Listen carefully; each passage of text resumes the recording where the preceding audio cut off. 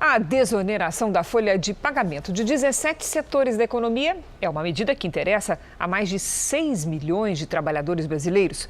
O Congresso Nacional decidiu prorrogá-la até o fim do ano que vem.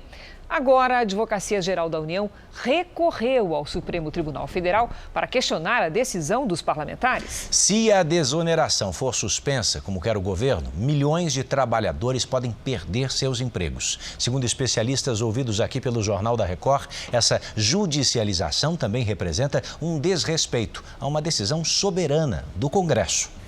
Parlamentares, entidades e economistas criticaram a ação do Poder Executivo e disseram que ela vai provocar insegurança jurídica, além de agravar a crise econômica e o desemprego.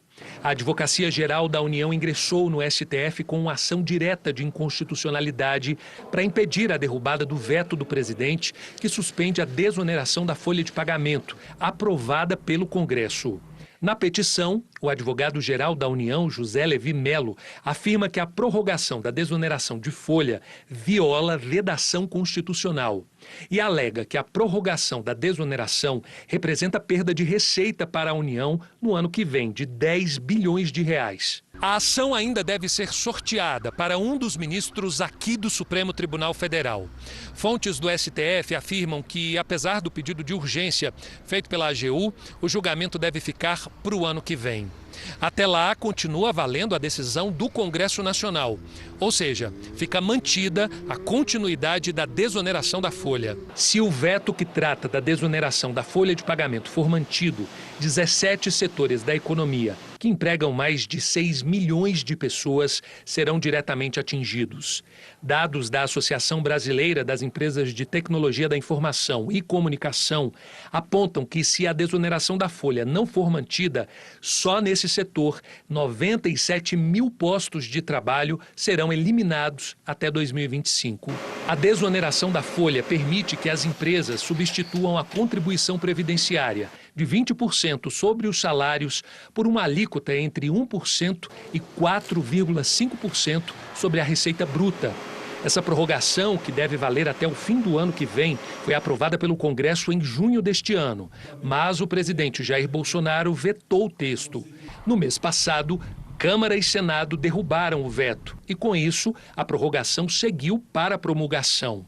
Parlamentares não aprovam a tentativa do governo de ir à Justiça para modificar uma decisão do Congresso Nacional. Ao votar a desoneração e depois, ao derrubar o veto da desoneração imposto pelo presidente, por 2 vezes o Congresso Nacional disse: tem que ter a desoneração para esses setores em 2021. O que eu espero é que o Supremo Tribunal Federal não dê guarida a essa iniciativa que apenas vai dar insegurança jurídica em 2021. O ano de sair da crise sanitária e sair da crise econômica e o ano de se acabar, diminuir o desemprego que graça nesse país. Para este economista, o fato de o governo não aceitar a continuação da desoneração é mais uma questão política do que técnica. Claro que isso é sempre utilizado com fins mais ou menos políticos, dependendo das circunstâncias.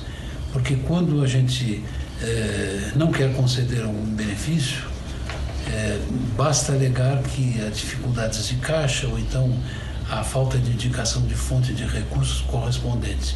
Por exemplo, há poucos dias atrás, quando se eliminou a incidência tributária sobre a importação de armas, quando se baixou a medida, o Executivo baixou a medida, ninguém cogitou de haver uma perda de arrecadação ou não e de quanto seria essa perda. Essa jurista explica que os questionamentos apresentados pelo governo são infundados e inconsistentes. A medida foi aprovada no Congresso Nacional justamente para preservar empregos e preservar a renda de 17 setores que são diretamente afetados com essa medida de desoneração. Nós temos também aqui uma série de medidas que já foram adotadas pelo próprio governo para fazer frente a essa nova prorrogação.